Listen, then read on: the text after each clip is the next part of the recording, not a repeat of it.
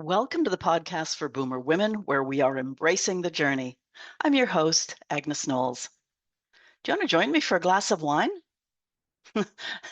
Considering the fact it's morning as this episode goes live, I'll actually pass, and well, I hope you do too.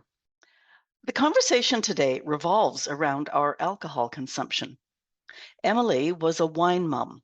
I'm not sure I'd heard the expression, as when I was raising my children, alcohol consumption was a treat on the weekend only, and only if there weren't too many soccer games or a guide camp to work into the schedule.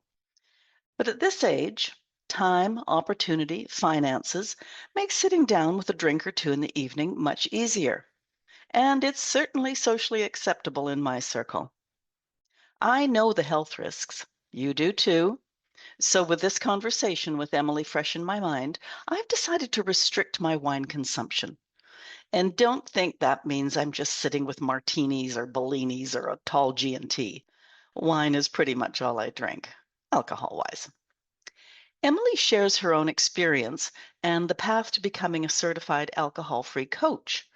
She also discusses health, both before and after abstinence. This conversation is not about guilt, it's about facts, and you each can figure out where on the spectrum you are. I want to tell you about a new feature before we get started. At the website, boomwithabang.com, I've created a resource section. You can look up previous episodes by subject. You can find books written by guests, some interesting courses and offerings, lists of jobs and philanthropic possibilities. Also, if you're curious about the life of a house and pet sitter, I'm journaling my journey. Listen now.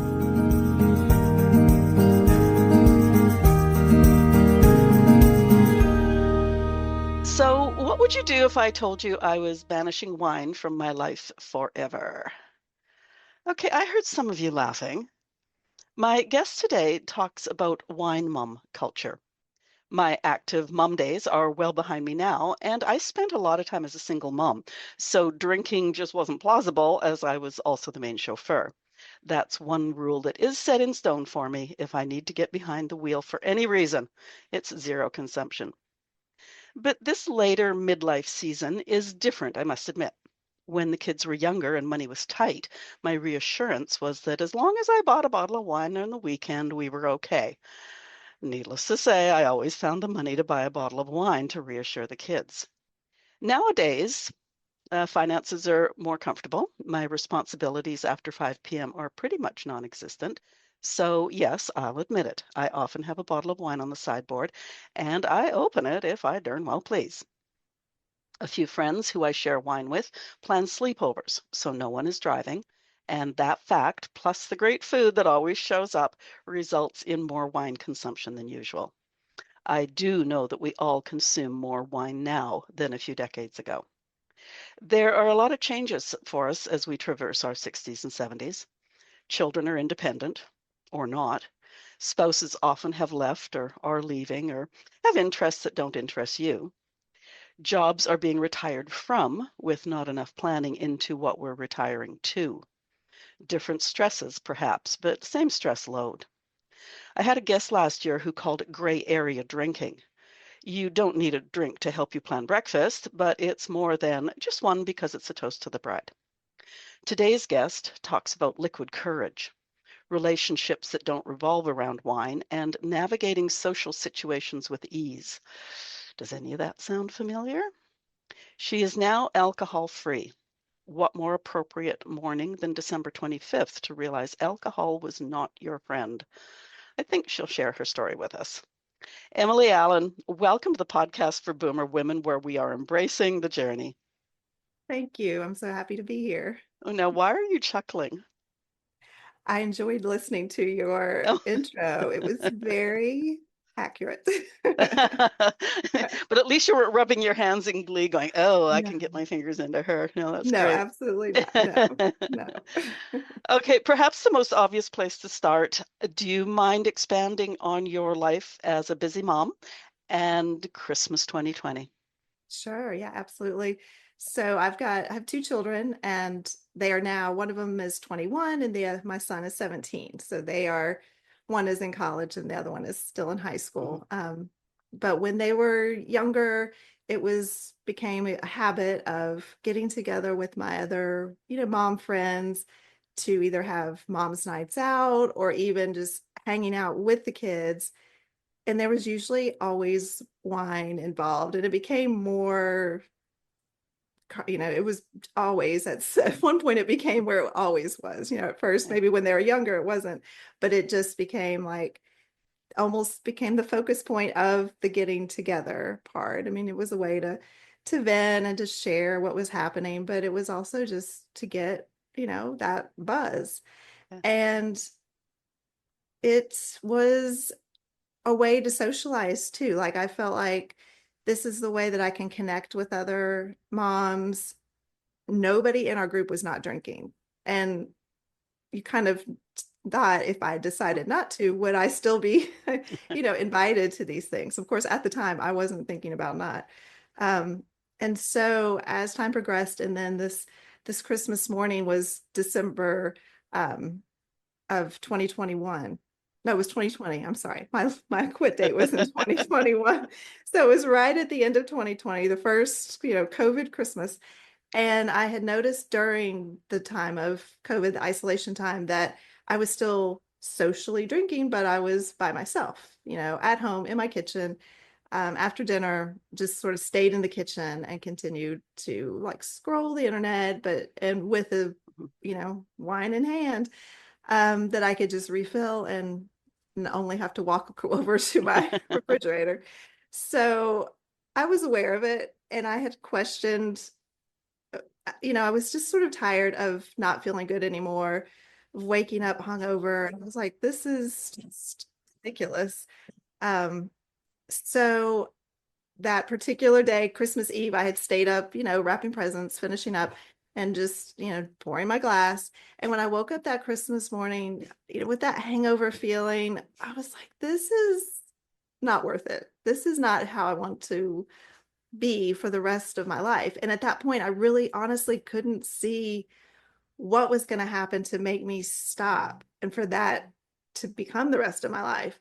So I, made the decision then dry January. I knew dry January is coming, and I knew that was just like a common thing that lots of people did. And it seemed like a safe way to kind of ease into it, not make it a big deal. So I decided I'm going to try dry January, and had a week to prepare, bought some non-alcoholic alternatives, just started reading books about quitting. And I was really scared that I wouldn't be able to do it. And then I was like, what would that mean if I can't? What if I can't go 31 days or 7 days or 2 days? Like I really didn't know how it was going to go. So I was scared, but I did it. And I felt so much better just within those first 3 weeks that I just kept going. And it wasn't easy, getting through. Like there was definitely cravings. And I mean, like even the sense of not detoxing in the way that you think of somebody having to be hospitalized. I mean, it was just the feeling of I was really tired the first week, felt dehydrated, even though all I was doing was drinking water, but it was just my body was, clearing it out. So it wasn't easy, but by that third week, I was like, this is a secret that nobody's telling people. I felt like you can wake up in the morning and feel good. Like, who knew? So that was my really big eye opener. It sounds like there was an incentive then too, if you're feeling really good, to say, I can do this for another week or another month, and then you finally, I'm sure, found that it was just that's your new way of life. Yeah. Yeah. I didn't feel like I was a person who was going to ever moderate successfully. I just, in the past, like it's sort of hard for me really to remember, but I do know that I did have times when I would sort of cut back, and I wasn't drinking as much then, so it wasn't as hard. Um, even I think I even probably went like, maybe a month or so without wine, like when my kids were much younger. But there was always something that would come up, like a party or something where I would then drink, and then it just slowly would trickle itself back into my routine. And so I had that in my mind and I was like, you know what? I feel so good.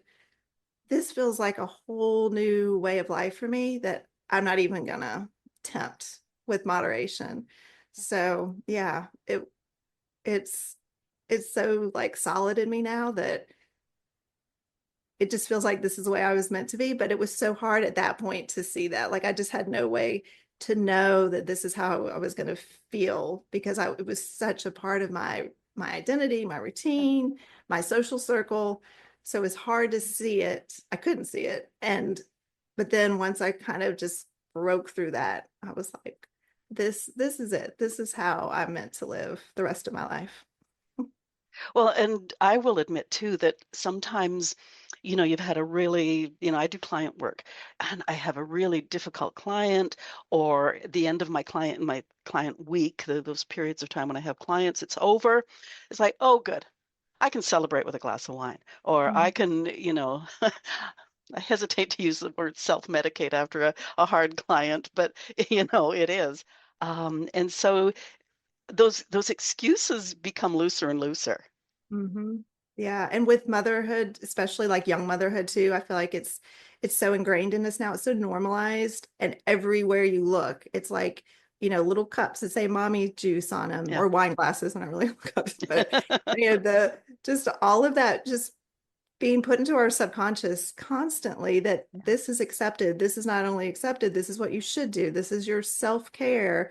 This is the way you can take care of yourself and relax and bond. And then it's also a way to celebrate and it's a way to mourn. I mean, it's just it becomes like this is the answer to everything.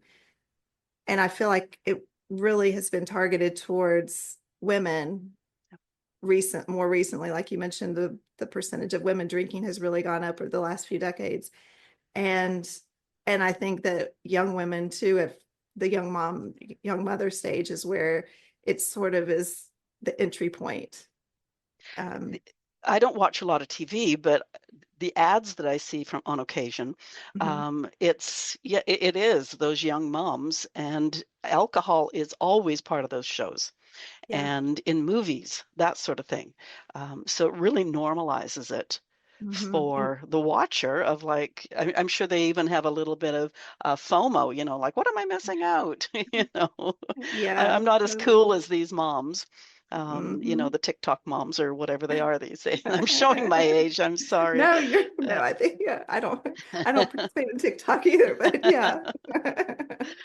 Yes, and it's glamorized too. Like you're saying, yeah. it's definitely glamorized and it's um yeah, it's sad.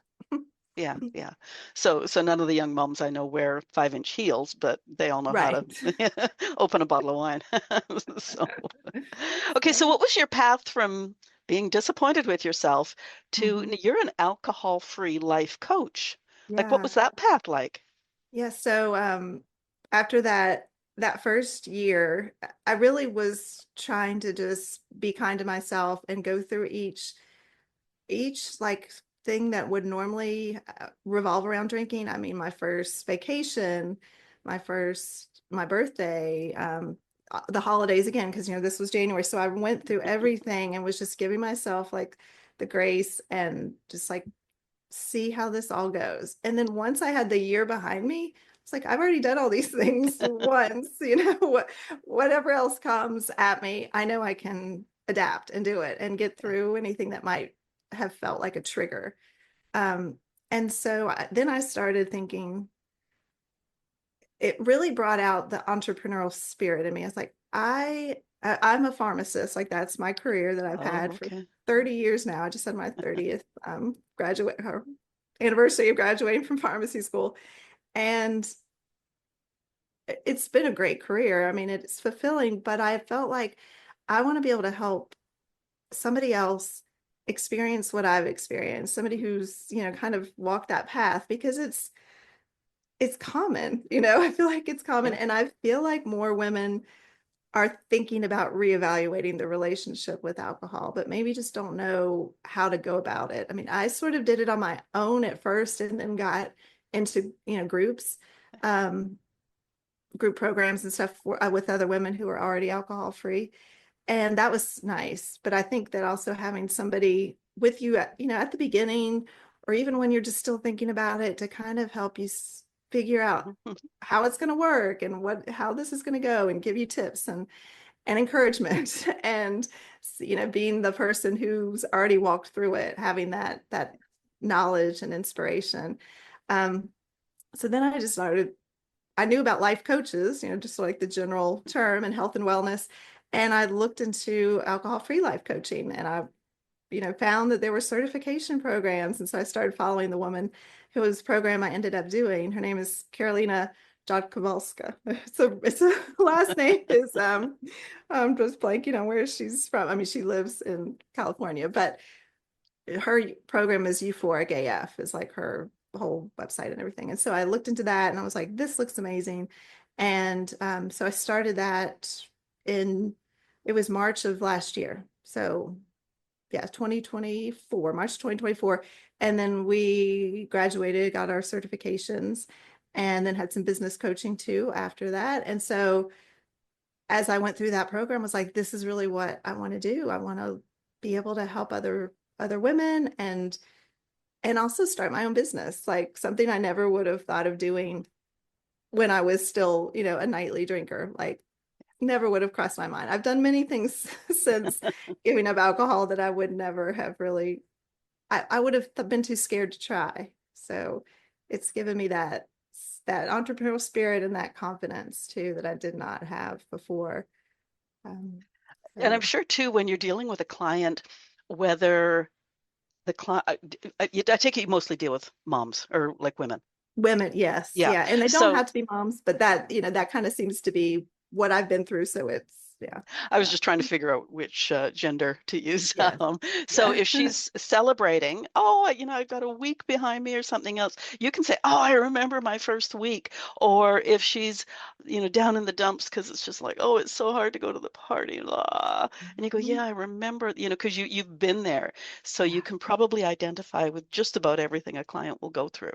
yeah, definitely, and have tips, and then just learning, being going through the certification program, learning more too about Right. the subconscious and our mindset, and things that I mean, I knew some about before, but now I have so much more knowledge about how we can really change our mindset about alcohol. And so not feeling like you have to white knuckle it through anything. Mhm. You literally just change how you feel about it, and you don't want it anymore. Like right now, I would have absolutely zero interest in ever having a drink again. And I really didn't think I would get to that point. I thought it was just going to be a white knuckling it kind of willpower thing, which I now know it's not. That's almost impossible. Yeah, yeah. Now, you touched on this a few minutes ago, just briefly. My guest last year said that there's been an 80% increase in drinking in the last 30 years. That's crazy. And what do you see as reasons? I think the the way that it's portrayed in, and with social media too, like you see a lot of that more now than obviously they were when we didn't even have phones that we could see people's lives on. So I feel like that, just seeing it and having it normalized for us. And then, I mean, the stresses of life, right? Of now being these moms who not only are sort of in charge of taking care of the children, but then also have jobs outside the home and have all these other responsibilities, and then are shown that this is the way to give them, stress relief and celebration and all of those things I've mentioned before, like showing them that this is a way to do that. I really feel like it's just been in the way that society has conditioned it to us. Um, and then of course the alcohol industry, jumps right in. I mean, they know how to appeal to everything that we're going through. So yeah, that's where I feel like it comes from. I will say too, from my vantage point at my age, Mhm. is it's more socially acceptable. Yeah. Like I'm sure we would have sort of talked behind our hands if some mom was always drinking every night. Huh. And now, I've got two daughters, and I I don't know how often they drink, but I know they talk about their mom groups and they do get out. And I thought, jeepers, why didn't we do that? But yeah, it's definitely just more socially acceptable. And then I think too, what I see now is all these fun drinks, Mm. like even the vodka spritzers or whatever they're called, like all that stuff. It Yeah. makes it fun, Yeah. it's And rosé all day. I mean, that was created oh, for for my age group, right? It all in the marketing, all in the advertising, all in the ways to make it more appealing versus just like a bourbon on the rocks. For women, they try to market it, yeah, the more festive drinks. And in those commercials, I mean, it's always, yeah, women out dancing and looking beautiful and having those beautiful drinks and with the tiny little warning at the end oh that yeah. is so ridiculous. Well, the warning is usually only, or at least that I've seen, is mostly only if you're pregnant. You Yeah, shouldn't be yeah. you shouldn't be drinking. Or drink responsibly. That's Yeah. the little thing that they'll throw in there and you're like, okay. Yeah, and after a couple of drinks, like how responsible can you be? Yes, It just makes exactly. the next one easier. Yeah. Hmm. Now it also comes with health risks, drinking does. Hmm. Can you touch on some of that? Yeah, yeah, and there's obviously been more and more research, thankfully, lately to show that, and the World Health Organization just said, I think it was in last year, that there is no safe amount of alcohol. So that's pretty clear. And I know in Canada, I think you have had more strict sort of daily requirement in the like the way that they describe things Yeah, like yeah, that than in the US. I think that might be pretty recent too, which I applaud you all for very much. So it's becoming more prevalent. There's a lot more discussion about it in the news and more studies that are showing mm, how it increases, the chances of or the risk of heart disease and in and breast cancer. That was a huge one for me.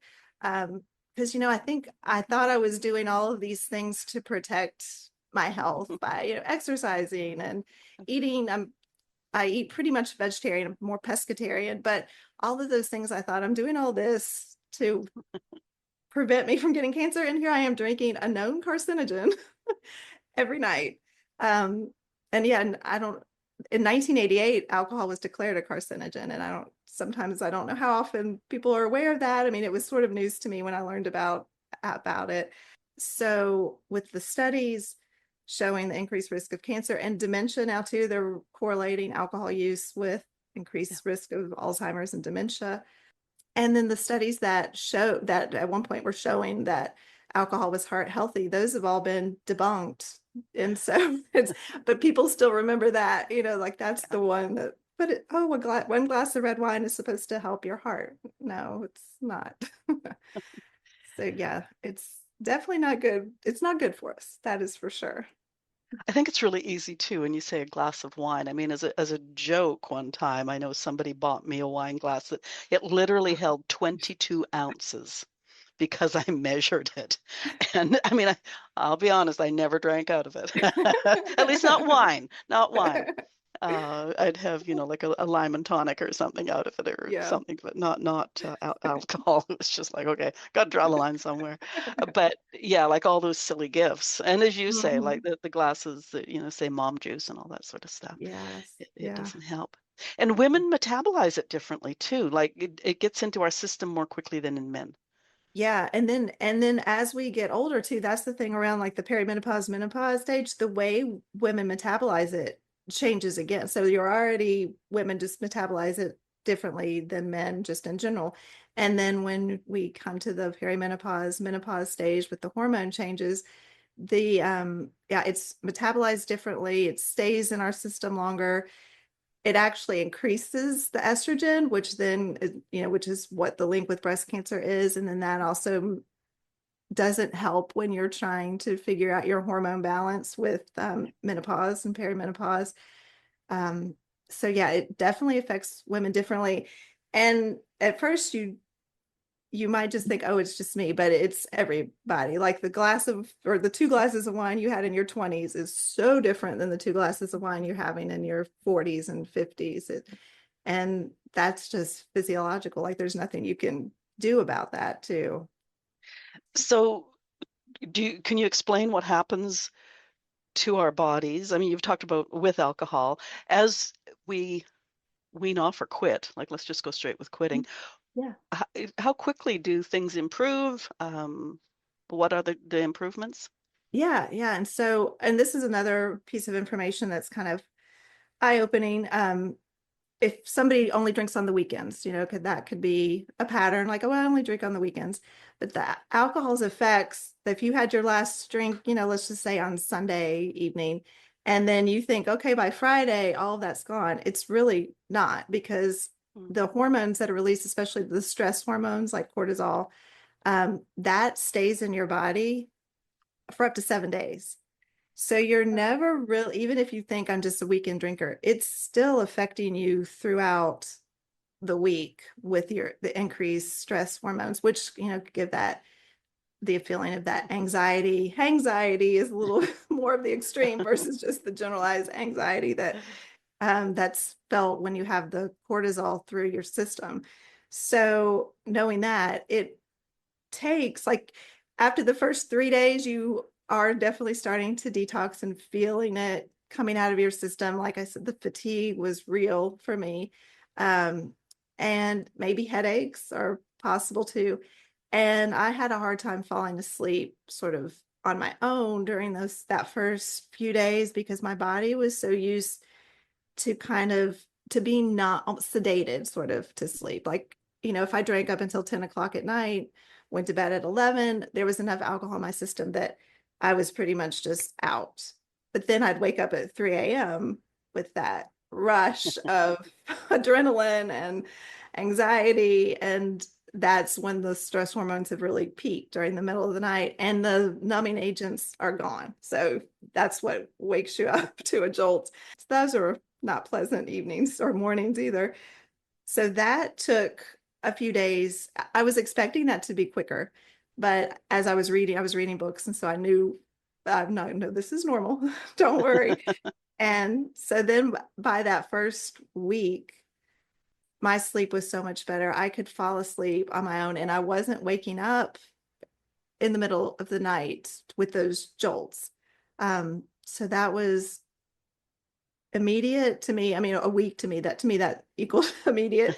Um, so that's probably one of the first things somebody would notice is after that initial hard time falling asleep, sleep improvement. And then just like my GI health drastically improved. I didn't realize, that some of the things that were happening were not like normal. To me, it was normal to like have sort of a rumbly, icky stomach at certain times of the day, usually in the morning. That all went away as my gut health was able to re-heal, because the alcohol, can really mess with that, along with, oh, I'm jumping ahead to long term because I'm thinking of cholesterol and liver health. But yeah, during the initial time, I would expect somebody to get improved sleep, better just gut health, feeling that pretty quickly. And the fatigue goes away. And then I had like natural energy, which I felt like I hadn't had in forever, because I was always waking up feeling just that hungover-ish. I mean, how it is, I'm sure. I have no idea. Yeah, what's a hangover? Please tell me more. But all of that, just not having that every day anymore, was amazing. So, and when I kind of mentioned the long-term effects, my cholesterol was last checked like the October before I quit in January. And when I went, and it was high. I mean, it had been high for a long time. It was 249, which is anything above 200 is high.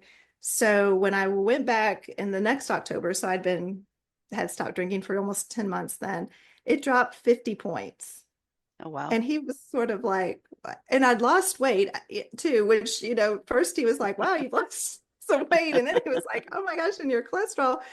And, of course he was like, what have you done? I said, I quit drinking. And he was like, he's like, yeah, I don't think he expected such a huge drop in my cholesterol from that. And I didn't either. I mean, I was hoping it would drop some, but that comes back to our liver. Liver helps metabolize the cholesterol. And so if my liver was, consumed with having to get rid of the alcohol first, because that's what it focuses on first, breaking it down.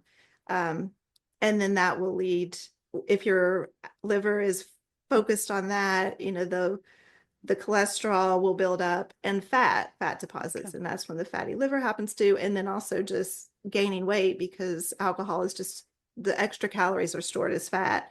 Um, so all of those things, all those positive things happened, I would say within that first year. Anything that I felt was off was back to normal that I didn't realize was normal because it'd been so long since I'd felt it. Now, is it true too that the liver will actually recuperate, shall we say, Yeah. with time? Yeah. Our livers are miracle little organs and they can regenerate to even with just a normal, not necessarily alcohol related things. And the scary thing is my liver enzymes were always normal. And I mean, when you get that blood work back, I would always like check, like, oh, this is it. I'm gonna get, called out or something, but they were always normal.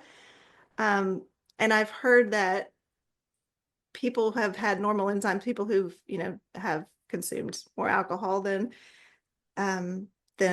somebody else, and their liver enzymes will just go from normal to abnormal within a quick period of time. So I'll never know how close I was to actually getting like irreversible liver damage. And when I found that out, that was a very sobering fact too. Because I always just thought I was okay because of that, but I've learned that Mm. you can go from okay to not okay quickly. And, you know, then you're beyond the liver's capabilities to repair itself and going on liver transplant lists. And yeah, so Yeah. Now, alcohol consumption is probably one of the most lied about things when we go to the doctor. Only socially, one glass with dinner, only on the weekends, like all that stuff. Is there a middle ground where that becomes true? Like any one of those, not all of them, but any one of those can become true? Or do you think that, if somebody's drinking too much, then probably weaning themselves off or quitting, whatever, is the better idea? from the data and from the studies, that's where I get my like truth from. And the fact that it stated that no amount of alcohol is considered safe, that it does not improve our health in any way, there's no positive benefits to it. To me, that just says no, there's not. And I feel like, if somebody truly is a true social drinker, drinks every 6 months at a wedding or just Yeah. something like that and never think about it, then that's fine. I think if you think about it, if you're ever like, maybe I should cut back, or I don't know if this is really serving me anymore.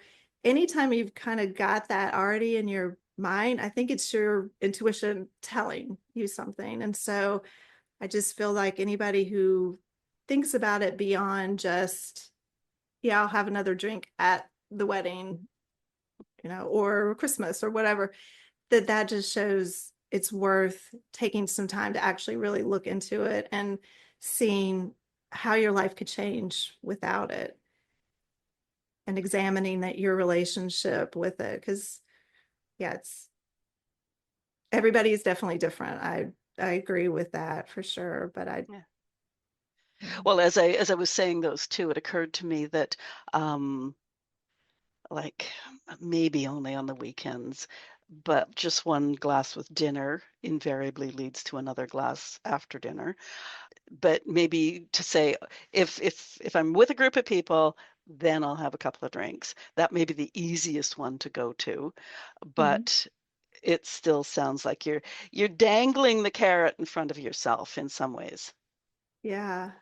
Yeah, and if you're looking forward to that event, not only because you're seeing people, but also because you're going to drink. I mean, again, that sort of shows you where your mindset is too versus just and now I don't like now to me socializing with it. I can't even imagine because to me you're when you're out and you're with friends and you're connecting, alcohol just totally numbs that out to me, and it just becomes the focus can become more on alcohol, or you're everybody starts repeating themselves, and you're just not having any conversations that are meaningful or deep. There's a surface level.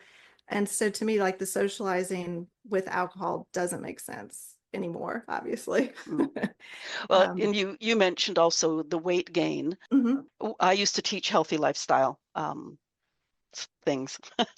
And the one thing I always said about alcohol consumption is after a couple of drinks, suddenly the nachos look good, or let's go out for late night appies or something. It just becomes easier to eat more, and then it's late at night. Mhm. So, and even those choices, you're not going to pick up carrot sticks. Right. So, Right. Yeah, it definitely, yeah. I mean, I can totally relate to that. I definitely was always wanting like a little snack too while I was, having having the drinks and not picking the best choices. yeah, And then yeah. overeating whatever it was too, most likely that I was eating because I was sort of numb to if I was full or not full. And, Mm. with the stomach being kind of just irritated anyway, sometimes that makes you think, oh, I might need a little bit more food. My stomach is rumbling. Okay, yeah, yeah. Now, if a listener is listening and says, "Yeah, this makes sense. I should really do this," but she knows her friends are going to give her a hard time about it. w- Do you have any go-to responses? Yeah, definitely. And I during my first month of being alcohol free, it was during COVID. So I really had this protective barrier. I wasn't going out, so I appreciate that I had that time to really just settle into my own routine and figure out what I was doing and what I wanted to do and say. But if I was doing it again, like if I was doing it right now and every social things are happening, um, mentioning, I'm just doing a break for a month, like picking dry January or sober October, one of those times to try it out. And then you just got that sort of built-in excuse, or mentioning that you're just, and also an easy one for one night out is I'm driving tonight. I mean, nobody's going to be like, oh, well, just no, you can still have two drinks. So that can be an easy go-to if it's a one-time situation that you're worried about. And then just saying, I've been alcohol free for a week and I feel so much better. And I'm just, going to see how this goes. Like, I don't feel like people are going to argue with that if you're saying you're doing it for health reasons or just as an experiment or just because you're driving, just because it's this month. And then that can give you that space for that night to then just still get through that night and build up that confidence of this is okay. And I feel like people will be more surprised that people don't pay that much attention to what you're drinking. If you just have something in your hand, I mean, sometimes that's enough too, for nobody's going to say, "Hey, you want me to go get you a drink?" I've got one. They don't have to know what's in it. And or you can also just say, "Yeah, I'd love a soda and water," like whatever your confidence level is at that point, you can, bring that to me now, thinking if somebody judging me for not drinking, it just makes me so mad because and alcohol is really like the only substance that is known to be bad for you, but people ask why you're not having it. Like nobody says, why are you not using cocaine tonight? Why are you not shooting up heroin tonight? But it's why are you not drinking? Like it's infuriating how it's um the pressure. So building up that confidence too. I mean, if somebody's really being a jerk about it, you can just tell them, I'm not drinking and you sound like an idiot because you are drinking, like, Well, and I think to a certain extent, it might be a good idea to practice some of those responses so that your Yes. friends don't, you like, especially the friends, the strangers, who cares? Right, But right. friends don't think you're judging them for drinking, Yes. so Yeah. it's, Yeah. Right. Because, and I feel too like anybody who it can be a mirror to people, like mm, somebody who's also struggling but not talking about it or not there yet, but it's in their mind, like they've thought about it, and then they see you not drinking. I think it just mirrors to them like that's probably something that they could consider too, but they don't want to right then, and it's almost like they can get defensive about it. yeah, And just realizing that's not your fault, it's not my fault if I'm not drinking and you are and you're, put out by it. It's not my fault, right? yeah, yeah, And so just being able to realize that too and know that it's just something that they're dealing with. And maybe you eventually will be a role model for that person, or somebody that they can, now they know, oh, you're not drinking, I can talk to you about it, and have that person to share with, which can really be nice, helpful yeah, to have another person in your circle who is also alcohol free. Can be nice to be able to share that and have that connection too. yeah. I know back in the day, especially 30, 40 years ago, people were like, why aren't you drinking? I'll get you a drink or whatever. If I was at a social situation, I would order a scotch Mm. because I can't stand scotch. Very smart. So if it got to even close to my lips out of like a habit or something, it was like, oh my God, what am I doing? This is disgusting, you know. That is a good And one. and now, of course, there's so many like a Virgin Caesar is my go-to. Yeah. Make it hot and spicy, and I'm just gonna love it. And nobody knows it. It's not got alcohol in it. Right. So yeah, yeah. Yeah. Yeah, most And- places now too have, not just like a, generic Shirley Temple kind of, they have really nice and, equally expensive yeah, mocktails on their lists. And then I was never a huge beer person, but like the non-alcoholic beers are very convincing, in flavor in terms of just getting enough hops or whatever is in there that yeah. that person enjoys. They can really hit that closely. Um, yeah, so there's so many ways you can now. Now. I can address this because in my notes I have there's a Canadian site called upsidedrinks.ca. It's got over 2,000 choices. Wow. Wow. So yeah, I mean whether it's, like hard liquor, Hmm. like spirits, resembling or Hmm. wine or beer or coolers, like whatever. They've got like everything covered. Yeah. My favorite drink, so I never buy it, is a gin and tonic. I love a good Hmm. gin and tonic.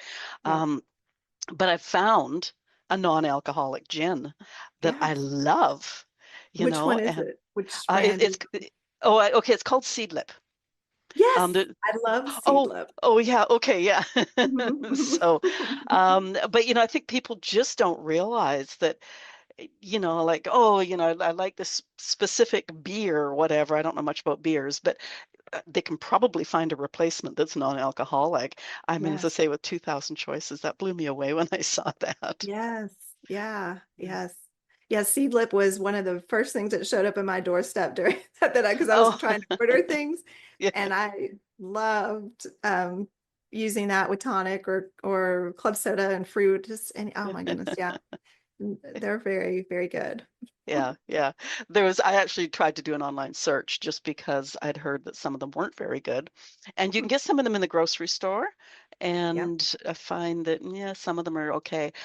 Anyways, there was a couple of gin substitutes, and so I went with the one that had the highest like preference rating for Hmm. with imbibers or non-imbibers, and it was Seedlip. So I got it, and I was like, oh, this Yeah. is really good. you Yeah. know. They've got, I And think they have so, four different kinds now too of like mixers to use. And one oh, is I can't remember the newest one I do not have yet, but I think it's more for like margaritas and that kind of, using it Oh, I see. as Okay. that base, more like a tequila, I guess. Oh, But okay. yeah, I'm all for mocktails. Yeah. Now, one of your topic suggestions was why your empty nest next chapter is the perfect time to quit wine. I, it- you've talked about mom culture, but talk to us about empty nest. Yeah, so it's a time, I know you must know if you've got two grown children. I got three of them. Um, three, oh, sorry. I took one away. It's such a time of like change for us because the main role of being the mom is, slowly going away as they become teenagers and start doing everything on their own. And then that moving out, it shows you like, okay, now it's my time again. Like I don't have somebody here to always to be worried about. I mean, we still worry about them, of course.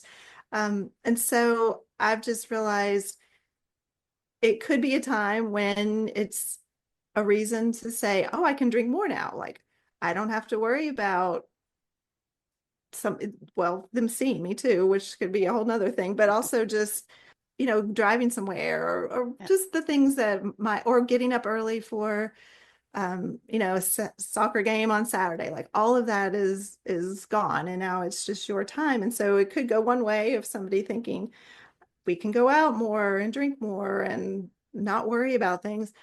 Or the way that I like to to present it is it's this time to really start to focus on yourself again, figure out what you like, and maybe start a new career or a hobby that you did before that you didn't have time to do once the kids were around. And just rediscovering all of that from this clear state of mind, this clarity, the freedom that I feel so strongly now that this is the time to say it's a new chapter, it's my chapter, and the world is open to me at this point. So I feel like getting the alcohol out, the thing that's sort of holding you back and that's become your crutch or just become a part of your routine, getting that out to then be able to explore all the things that you could do now, it just seems like the perfect time to me. One change I noticed, which was sort of interesting, was when I was young and, working full time, no marriage, no kids, is a glass of wine with lunch was that decadent thing that you would do. And Mhm. then, of course, it became totally ridiculous once, life happens, you got a household and kids and stuff like that. So it was one of those things that I thought, oh, this would be kind of cool to go back to. Yeah. If you go for lunch with somebody, have a glass of wine. I tried it once or twice and I was asleep by 2 in the afternoon. So Yeah. it's like, okay, no, no, we'll figure out You're something not a else day to. drinker. No. And so that was, yeah, it was sort of interesting. Yeah. Is there anything that we haven't talked about that I'm going to stick with our audience generally, they're in their 60s and 70s, Yeah. um, that you want to say to them about alcohol consumption? Yeah. And uh, one of the thoughts that I had when I was still drinking, but when I would have those moments, probably my 3 a.m. moments, was what is it going to take for me to stop? Like, I don't know. I don't feel like I need a rock bottom moment, but what would it be? And I worried about once if my children decide to have children, being the grandparent and then my children not being comfortable with me as Oh, the I'm, oh no, I'm what were you making I'm making faces because it's like my eldest grandson is 15 oh and yeah. he does it's the opposite. It's not the judgment. It's like, "Oh, grandma, you're making dinner. Do you want me to pour you a glass of wine?" And I've been thinking about that of like, I'm really normalizing this for the grandchildren. And especially this one because his parents don't really drink at all. Oh, so So, that as yeah, long as he understands it's only a grandma thing, I think. right. But anyways, you keep on going. I'm sorry. It's just I was covering my No, face thinking, "Oh my God, she's pointing at me," but no. not quite. But anyway, so yeah, the children thinking, "Oh, we don't want the kids to see." Yeah, or just yeah, that if I was still having to or drinking every day, every night, like how would I because my parents there was no drinking when I was growing up and they never drank. I mean Yeah. they weren't like there wasn't really reasons other they had kind of seen it in their childhood in their family and knew that they didn't want that. So I didn't grow up around drinkers at all. Um so I never worried about them. Like if they were going to have to pick up my kids to some night, I never had to think, oh, well, what if they've been drinking? And I didn't ever want my kids to think that Oh. about me. Like if they couldn't call on me in an emergency or anything to go, pick up their child, my grandchild, their child, because they're worried about if I was Mhm. drinking. And it was just one of those again, just things that hit me at 3 a.m., then the panic mode. And I was like, how am I going to stop? And that was honestly a part of it. It was like, if I feel like by the time I am, potentially a grandmother, that I'll want to stop then, why don't I stop now? Mhm. Like, why keep doing this for another 15 years if I know that it's not going to end well, potentially? So, for yeah, for just and even the modeling it. I mean, I know that I'm not trying to call you out. I didn't know that you but but I think like I'm trying to just like break those normalization standards. Like I want to call it out for what it is. Like Yeah. this is just we're being lied to.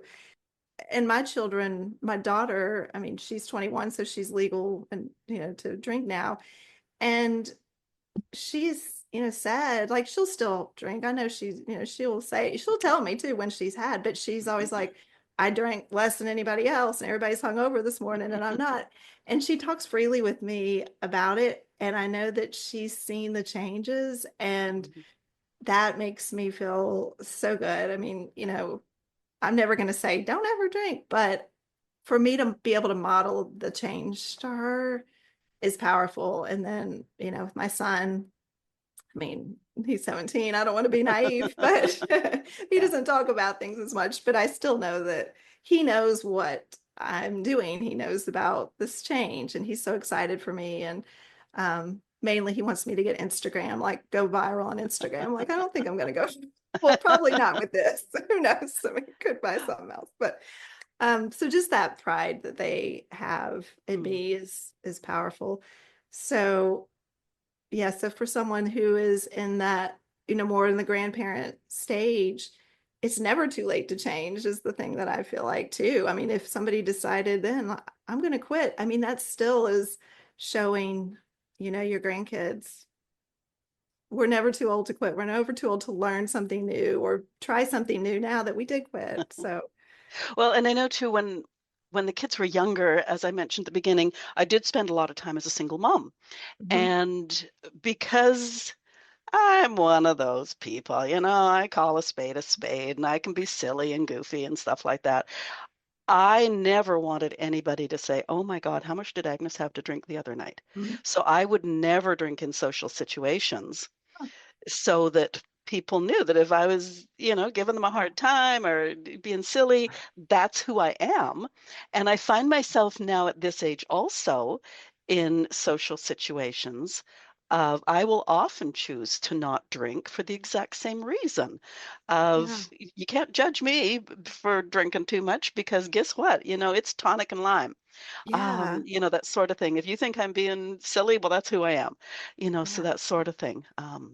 Yeah, that's Yeah. awesome. That's powerful. I mean, and that does anybody ever give you any hard time about not drinking? Have you encountered that? Or do people just think that you are because of having, something Yeah, in I got a the tonic and glass? lime usually. So, Yeah. but Yeah. as I say, if they say, "Can I get you another drink?" I say, "Sure, that's great." And I will often talk to the bartender Mm. and say, really important that I do not drink alcohol.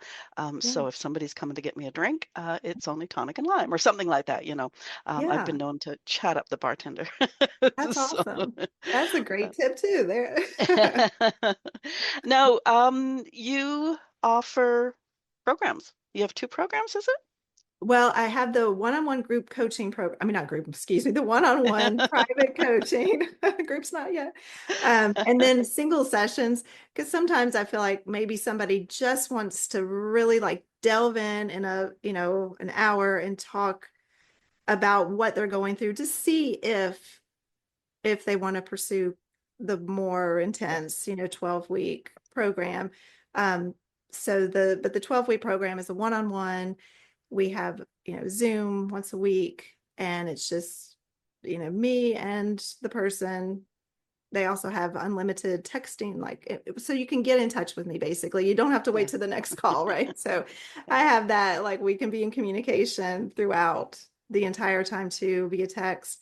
Um, and then if somebody is just interested in just finding out more about it, like I have free calls where we can like 30-minute calls and just sort of talk about where you're at, where you might want to go, how and what could be a way for you to get to that point. So yeah, all of those options are shown on my website too. So in my notes, I've got Mindful Month to try it out, Yeah. Freedom Uncorked for commitment. Yeah, so I have a mindful month kit, which is a fully digital kit. It's a 28-day like self-guided exploration. It includes a journal with prompts for each day. It includes a mocktail recipe book. So I've got some of my favorites, and I mentioned some of the alternatives in there too that I like that are just easy, right? And then I've got 5 audio meditations, like guided Mm, meditations for different scenarios, one for the morning, one for the evening, one before you're going to go out, like a social confidence kind of mm, meditation to just really get grounded before you go out. And then also if you're having like a craving, it's called like an urge surfing okay. meditation. So I've got all those in there recorded.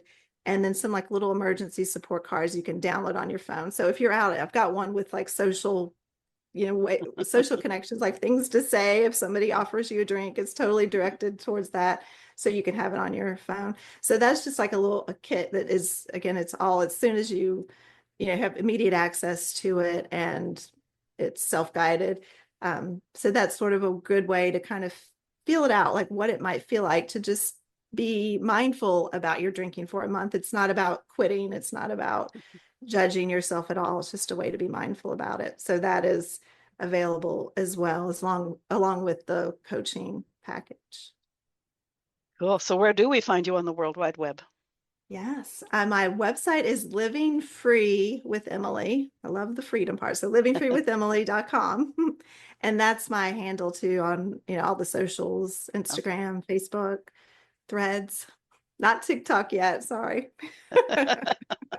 Haven't expanded out to TikTok.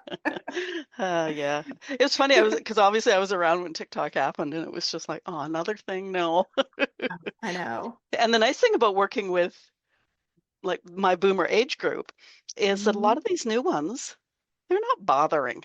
So Yeah, if I yeah. can't find my peeps, why would I go there? Yeah, So, exactly. Yeah. ah, Yes. dear. Yeah. Can I ask you a personal question before we close? Yes, absolutely. You're an adoption mom, both international and multi-species.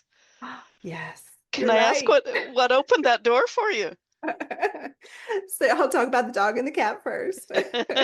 I'm assuming that's what you mean by the multi-species. Yeah, so we've had our cat Simba, who made an appearance here a little while ago. He's 10, and we had a dog before Simba who passed away about 6 years ago. Yeah, and then now we have Mowgli, who is our poodle, who Simba had to readjust to after. I think he really thought after the first puppy was gone, not puppy. I mean, he was 11 when he passed away. I think he thought, "Oh, I got the house to myself." And then we brought in Mowgli. So yeah, we've got the poodle and the our orange cat Simba. So they get along. It's funny. I mean, they have their moments, but they're very cute together. And then yeah, my children, I are my oldest, my 21-year-old daughter, she was born in China, and my 17-year-old son was born in Vietnam. And so we both of them were adopted when they were about 13 months old. Oh, okay. So that was an amazing, I mean, it's just been amazing. I would love to go back and visit both places too. It's just so expensive to go back and take them back. So we hope to do that one day for sure. That's like a goal trip. But yeah, Yeah, they yeah. are they are amazing. We have several people in our circle, and even going back as far as, I mean, my eldest is 40 something now. But going back to the early days, there was a family in Mhm. the hood who was, I think they had three children from three different places. And then in my daughter's group, there's another family that adopt internationally. So yeah, Yeah, it's yeah. It is interesting and amazing. yeah, major commitment and it takes time, I take it too, doesn't it? Yeah, yeah, definitely. And now, oh, gosh, I mean, now I almost feel like it's almost impossible now to adopt internationally with the way Oh, everything is. But at the time, yeah, it still took a while for sure, yeah. for sure. And I was definitely not, I mean, I thought was, yeah, I wasn't really, I didn't really drink that much then. Just getting through all that paperwork. My goodness, I had to have a clear mind. It drove you to drink. No, I'm just kidding. Yeah, yeah. So you must have learned a fair bit along the way, just in terms of different cultures and, that sort of Yeah, thing. Really yeah. interesting. Yeah, we tried as much as we could, especially when they were younger, there were other families in our area who had adopted as well, especially China. Like that was more common at that time.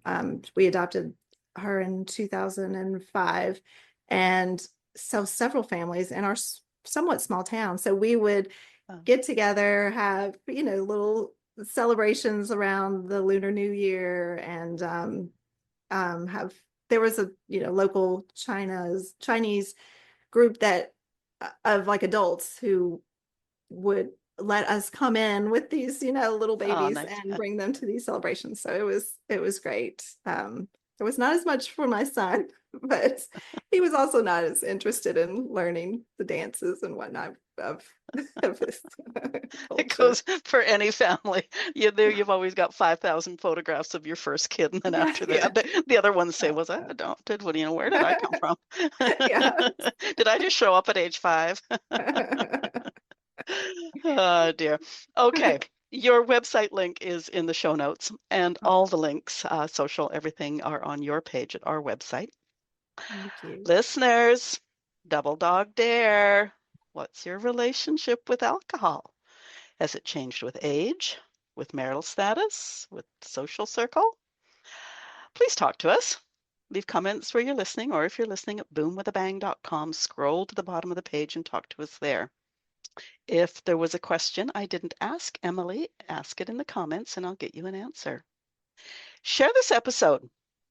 I think most people I know will admit my comment about our alcohol consumption being one of the most lied about topics at this time of life is true.